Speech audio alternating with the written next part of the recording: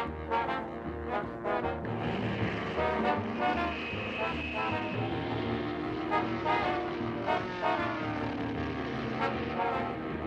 everybody, and welcome to another episode of the What's the Scuttlebutt podcast, your new favorite World War II based podcast. I am your host, Don Abernathy.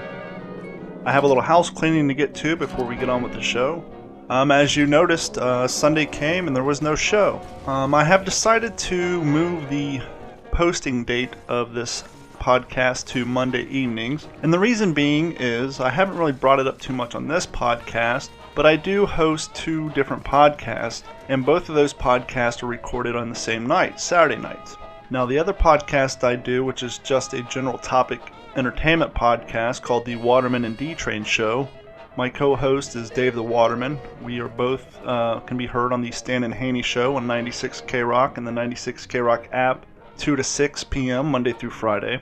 And the Waterman and D-Train Show podcast goes a little quicker and smoother because we both do radio. It doesn't require a lot of post-production. It doesn't require a lot of editing. And so I can get it recorded up and out of the way pretty quickly. With the layout of this podcast, because there's history involved, because I interview people who a lot of times don't do radio much or have never done radio or a extended interview format, it takes a lot of time to edit down for time, edit out long pauses, things like that. There's more post-production that goes into it. There's some research. And so to try to edit two podcasts in one day and get them both uploaded in one day, I feel sometimes this podcast doesn't get the production quality that it deserves. And so by moving it to Monday evenings, that gives me an extra day to put the final touches on it. And so until the day comes where I change my mind once again, the post date for the What's the Scuttlebutt podcast will now be on Monday evenings. And let's get on with the show. So last Christmas, a friend of mine, Stan, got me a new book for Christmas. And being a World War II fanatic, he knew the best thing to do for me is to get me a World War II based book. And he got me a book called The Forgotten 500 by Gregory A. Freeman. And to be honest with you, I wasn't familiar with this story, which is actually a good thing, because what better way to enjoy a new book than to read about something you weren't familiar with. And I probably got to chapter 2 before I got so excited I decided I have to have this guy on the show, because this is a great story. His form of writing is fantastic. I could not put this book down. I blew through it real quickly. And without further ado, joining us on the phone right now is Mr. Gregory A. Freeman. Gregory, how are you doing tonight? I'm doing great. Thanks for having me. Oh, thanks for joining us. Before we talk about your book, let's get a little history on you, because I see you actually have quite a decent-sized catalogs of books. I know you are also into journalism, and you have roughly about 25 years of experience. Give us a little background on you. Yeah, I'm a writer. My books all concentrate on mostly World War II, Vietnam, and I write what's called narrative nonfiction, which just means that the stories are completely true. I don't have to make up anything to fill in the gaps, but my goal is to have it read more like a novel. So it's a good read rather than reading like a dry history book. Now, when it comes to researching some of these history books and these World War II novels that you do you intentionally go out of your way to find stories that people aren't really aware of, or do you just come across things that you find interesting and take it from there? Yeah, I really seek out the ones that somehow have been overlooked over time.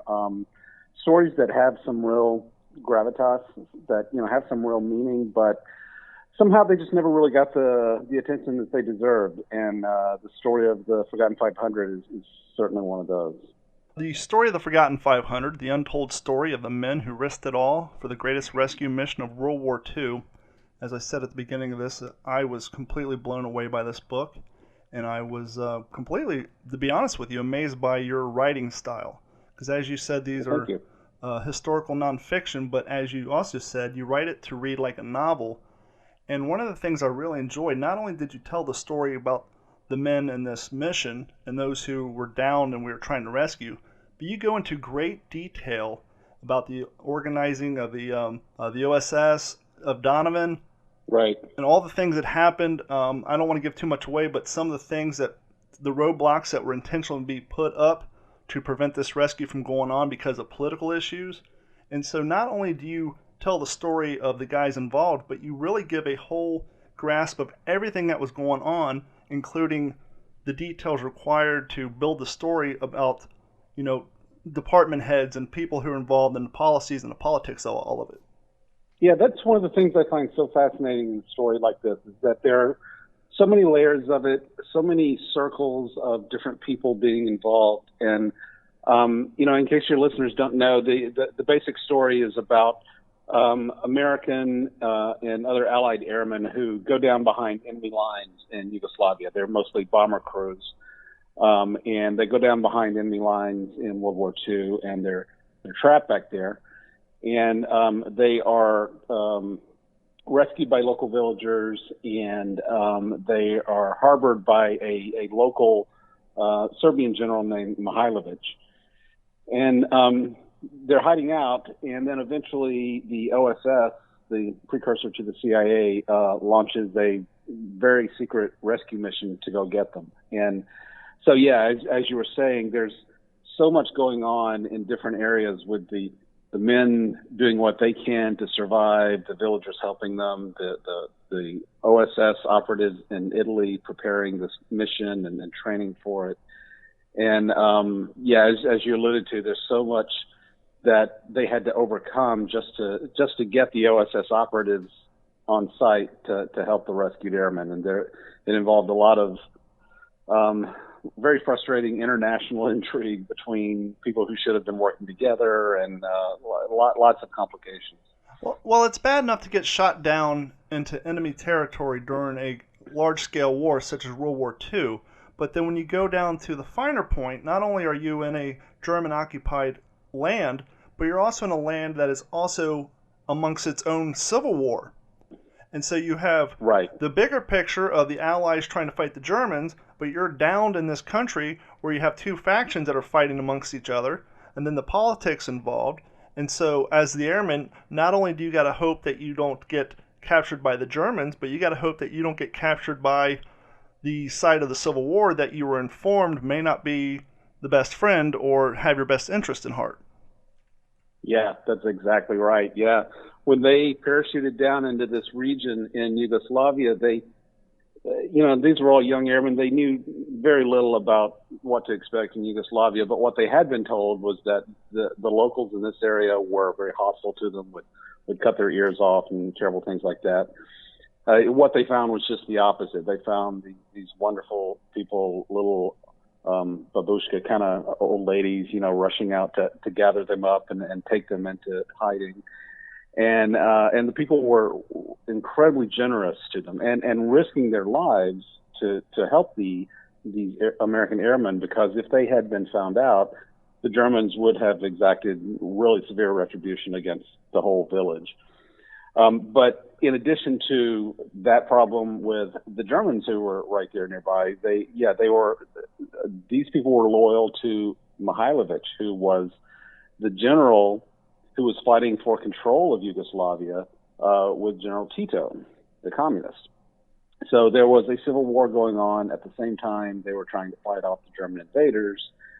These young airmen could not really have parachuted down into a more complicated situation. One of the benefits, if at all any, because obviously this is a horrible situation to be in, you had these villagers, as you said, not only did they put their lives in danger from the Germans, but they kind of put their lives in danger because they sacrificed their food, their living quarters, and anything they had that they needed to sustain their family and to sustain their own livelihood, but they were more than willing to help give it to these down airmen to help keep them alive because they had such great passion and belief in what the Allies were trying to do in the overall picture. And so they were really putting themselves on the line in more than one way.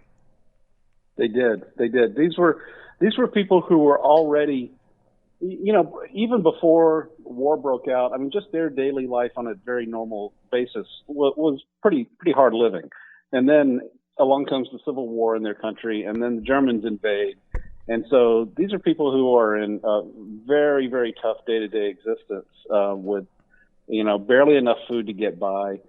But when they had these airmen in their midst, they would give up practically everything to help the airmen. And it was really touching to some of the airmen, to all the airmen, when they realized how much these people were giving to them, how much they were sacrificing of their what very little they already had to help the airmen.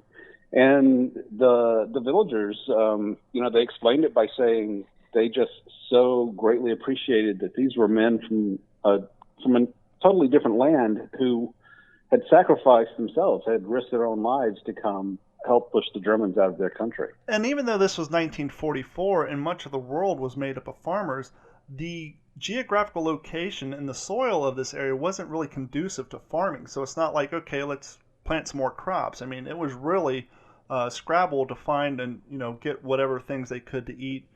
The bread, as you stated in the book, they kind of cut it, if you will, with straw and hay to make up for lack of flour and other baked goods. Right.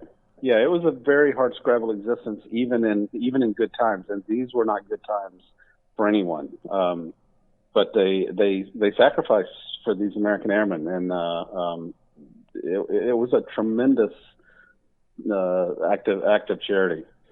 So not only did the airmen, they land and they had the graces, if you will, of the villagers helping them out. The actual rescue and how their plight became known to us, the Allies, was almost kind of an act of God in itself, because once again, not to get too much away, but due to the politics involved in the chain of command and the different communications through the different governments, information wasn't exactly getting passed along quickly. And so right. how the gentleman who ended up heading up this mission, how he found out about it, was basically through his wife, through a dinner right. party almost. Yeah, it's an incredible story, but it's absolutely true. His wife, he had met his wife in Yugoslavia. Their whole story of getting her out of Yugoslavia in the early days of the war is a tremendous part of the book itself. It's just an amazing love story and adventure on its own, just them getting her to America. And then when she is in America, she makes contact with some of the local Yugoslav expatriates, and she just kind of by word of mouth hears, there's all these American airmen in the mountains, and our people are trying to help them as best we can.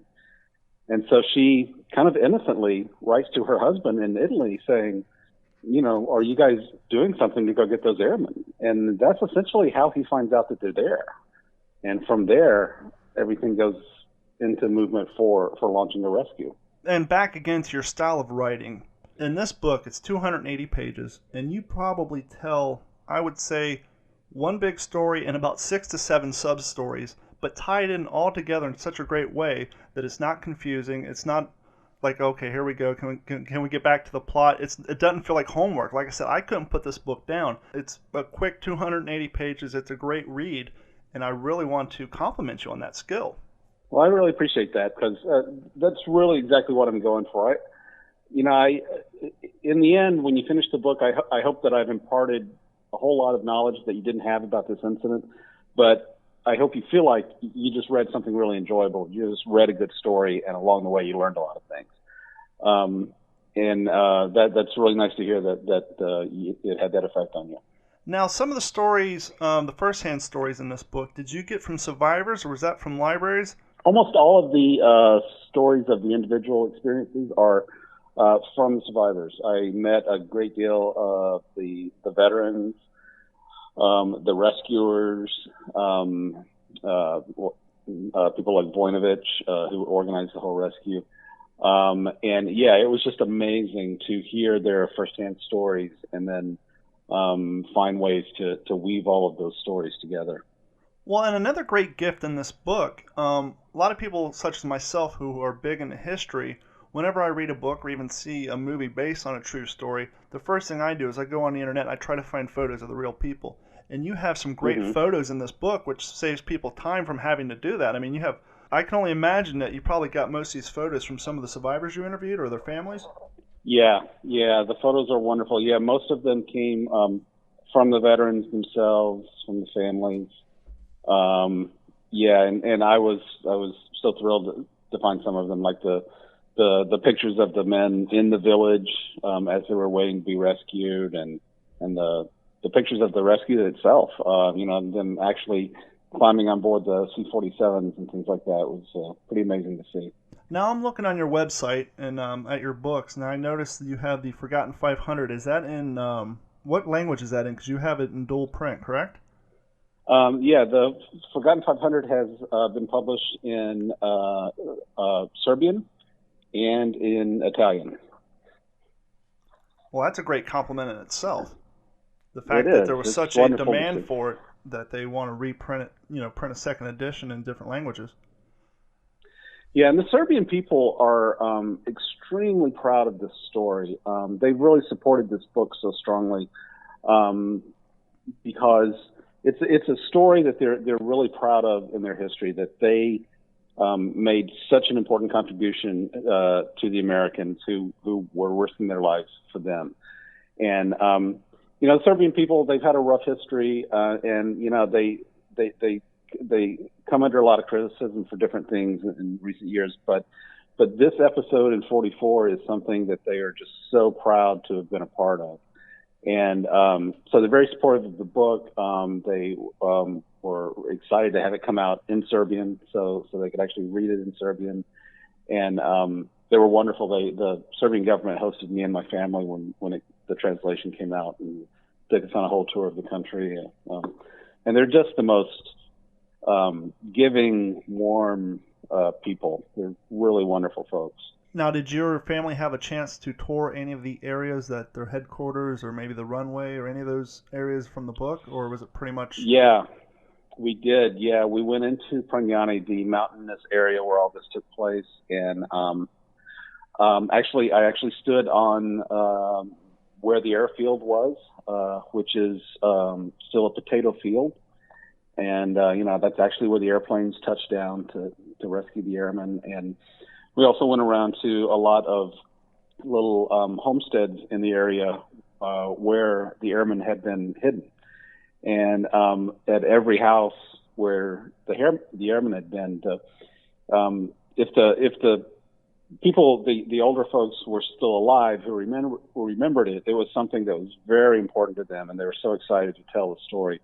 And even when those people had passed on, their living family held on to it as a really important part of their family history, and they were just so excited to see us and explain it to us and show us where the airmen had been. It was great. Now, did you make this travel before or after the book came out?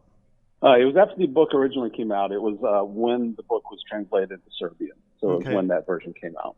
Yeah, I was just wondering if you used that as part of your research. But you wrote about these villages and the mountainous regions, but then to be standing there, was the real-life village anything remotely close to what you had in your head when you were writing this book and doing your research? Yeah, it was, but still, standing right there where it all happened, and a story that, means so much to me because I know it through the stories of all these people I met and people who told me, their personal stories. Yeah, it was mind blowing, and it was a very, very special time. I'd also imagine it probably made you realize how much of a difficult task this was, and actually seeing the potato field and seeing the area. Granted, it's been grown up more in the last 70 years, but even still, the mountain range itself, it probably made you realize what a daunting task this truly was. Oh yeah, absolutely, because it hasn't changed all that much since then. I mean, it's still a very remote rural region, and so yeah, I mean, it wasn't too hard to imagine what it was like, what it would have been like to parachute down into this region and be harbored in these little farm villages, these little houses that dotted the mountains, and then the actual runway where this area where the airmen who were trapped there had to build their own airway so that the C-47s could come in at night and rescue them, and they had to build this airway under the noses of the Germans who were occupying right down in the valley below. So to actually be there and see, imagine these people, working with nothing but the farm implements to clear this field to make it suitable for a C-47 to land. And that's what I want to point out to our listeners. We're not talking about building an airfield with a couple of front loaders and some bulldozers and chainsaws. These guys were using rudimentary farm equipment at best. Yeah, the basic plan. What happened was the OSS sent in 3 agents who slipped in at night, went and they organized everything on the ground there with the airmen. They basically said, okay, here's the plan. We can get C-47s in at night to come pick you up, but they got to have somewhere to land, and that's up to you. You guys have to find a way to build a runway that's long enough for a C-47, and they did. And even then, it was still a very, very dicey operation. Everyone involved with approving the mission basically said, this is crazy. You're not going to be able to land these planes at night without the Germans finding out, and then take off again with a load of airmen. Everybody thought it was crazy, but Voinovich convinced them, hey, we've got no other choice. We can't just leave them there. The name of the book is The Forgotten 500, the untold story of the men who risked it all for the greatest rescue mission of World War II. You can find it at GregoryAFreeman.com. Gregory, before I let you go, I want to get into maybe a little bit of what got you into World War II history, and then I want you to talk about the new book you have coming out. I have always been interested in these sort of hidden stories, stories that should have gotten a lot more attention, but they haven't, and so I get to be the one to tell everybody. And those are hard to dig up. A lot of the best stories have already been told, but I've been fortunate enough to find a number like that. The first book I ever wrote was about a plantation in Georgia that was essentially still run with slaves in 1921. And there was a series of murders that led to a pretty sensational murder trial. And then I went on to do a few World War II stories, Vietnam era stories set on, 2 of them are set on aircraft carriers, which are fascinating experiences. And my more recent book was about the sinking of the big sailing ship, the Bounty, big wooden sailing ship that went down in the hurricane a few years ago off the East Coast. And was that the Gathering Wind? Yes, the Gathering Wind. Yes, it's a fascinating tale of these young people who sailed directly into a hurricane because they trust their captain. Their captain is older and more experienced, and they trust their captain, and he, for some confounding reasons, sails them directly into a hurricane. I'm also working on some other projects, including my first piece of fiction, which is set in the Civil War. How's that transition been for you? It's very different. Yeah, writing fiction is very different from writing nonfiction. It's my thing up to this point has been, give me the facts and I can spin them into a really compelling story for you. Having to come up with a story on my own and find out what happens on the next page, that's a little bit of a different challenge. But I'm enjoying it. It's a good challenge. Well, because when you're doing a biography, you have the facts, you have the stories that are told to you by the survivors or by their families, and that kind of gives you a timeline, an outline, a storyboard, and then your job is to connect it all and make it interesting reading. Whereas, as you said, with fiction, granted it's Civil War and you have a lot of historical aspects in there, but you have to kind of quote-unquote make it up. That also gives you a lot of freedom. It does, yeah. Which is both a blessing and a curse. I mean, it's a freedom to make it up however you want it to be, but but then you have to make it be something that makes sense with your story and brings the reader along with you. Let me ask you a question. How have you noticed any big change in the publishing industry since you first got started, as far as I don't know, just the whole thing? Because obviously a lot more books are going to the digital format. Do you find it's changed, or is it pretty much stayed the same? Yeah, it has changed a good bit. I kind of came into the publishing industry on the tail end of what I guess a lot of us think of as the old, more traditional ways of book publishing. A little before digital media was really coming into its own and that sort of thing, and before the explosion of the internet, where you just have so much more information available to you in various ways. So it does change. Um, books are still a viable medium, but you also have to expect that if you publish a book, it's going to be available in various other formats and everything, which is not a bad thing. I mean, it's nice that people can buy your book in digital media. My books are available on audible.com and digital downloads for your Kindle and all that kind of thing. So it's a good thing. It's just a little different. Now, when you do the audio versions, do you have a say in who narrates them? Do you do the narration? Do you find the voiceover actors that you enjoy, or is it something that the publisher handles?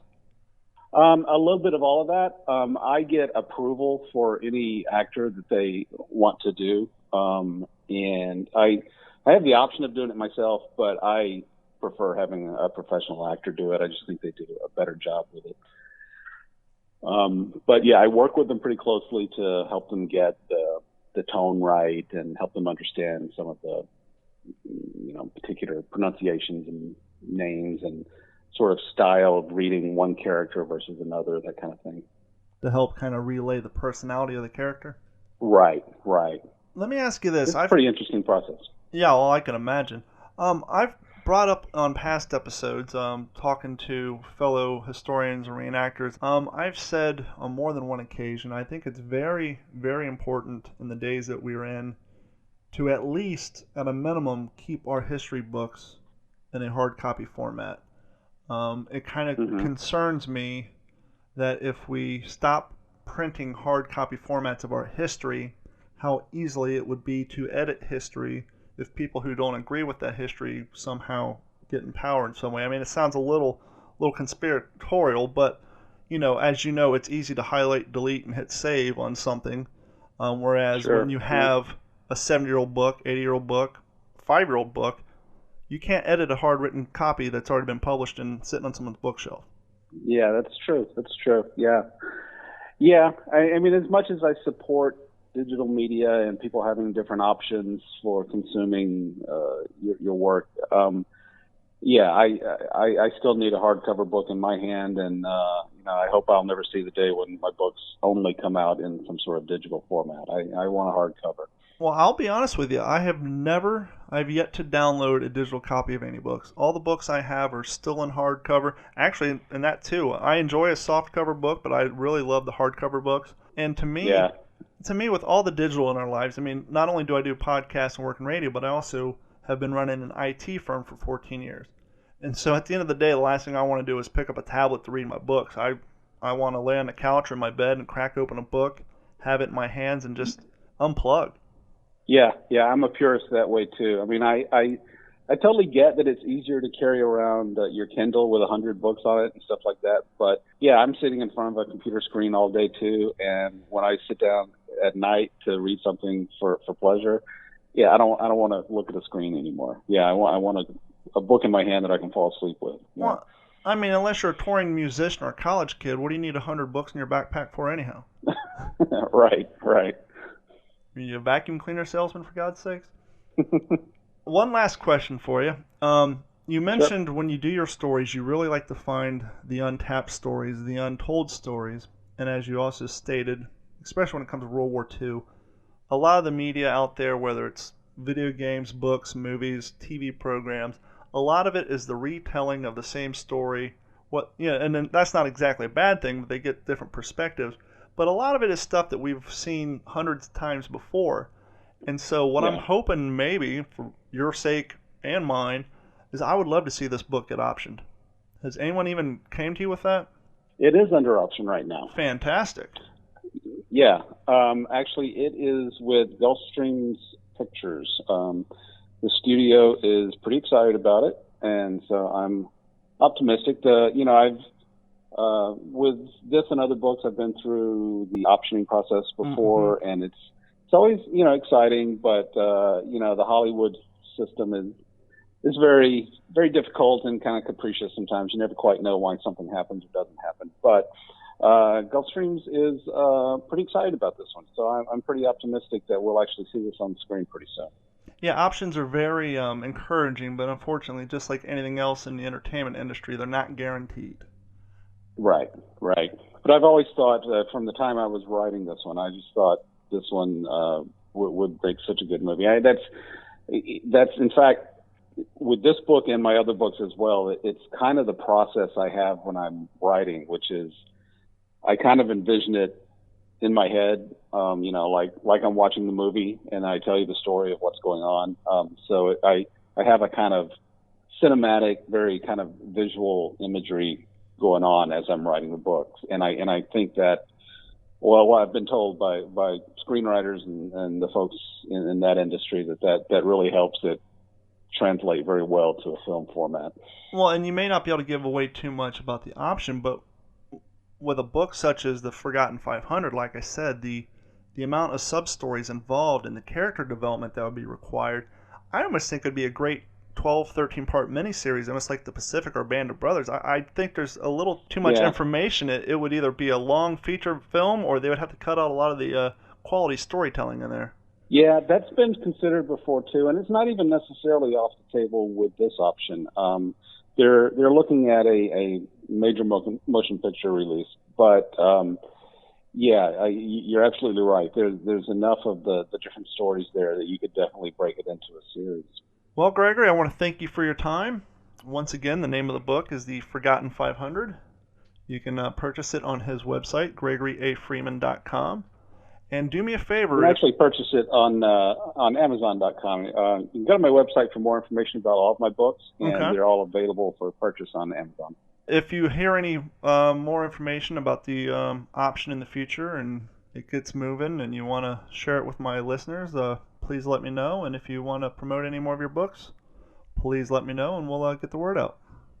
That's great. Absolutely. I appreciate that. Thank you so much for your time, Gregory. You have a great night. Great. Thanks for having me. Good night. And as I stated earlier, this is a fantastic book. You know, I literally made it to chapter 2 before I went out and contacted Gregory to get him on the show. And I'm so happy to have had him on. So please go out and check out this book, The Forgotten 500. You will not be sorry you did. It'll be a great addition to your World War II library. And thank you so much for tuning in to another episode of the What's the Scuttlebutt podcast. Just a quick reminder, you can find everything you need to know about our podcast at whatsthescuttlebutt.com. Now, I know that's a lot of typing. It's a big domain name. So you can find us on Facebook at Scuttlebutt Podcast. You can find me on Twitter. Just look me up at DTrain96KRock. If you're one of those people who download each episode from our website and then try to play it on your phone in your media player, I have found from past personal experiences that whenever you pause the show or the app closes out, when it restarts, you have to start all over. You got to fast forward, find out where you left off. It can get really frustrating and sometimes deter you from listening to the podcast, whether it's mine or someone else's. And so I would strongly recommend either using the 96KRock app, use the Stitcher Podcast app, or if you're an iTunes fan, you can download us on iTunes. And the nice thing about those apps is when you pause them, you come back later, it'll pick up exactly where you left off. I know Stitcher, you can actually control the fast forward and rewind from your car radio controller if your car radio is Bluetooth enabled. And so if you want to streamline your podcast listening habits, check us out on Stitcher, iTunes, or the 96KRock app. Thank you for joining us this week, and once again, we've moved our show post dates to Monday evening, so we will see you next Monday.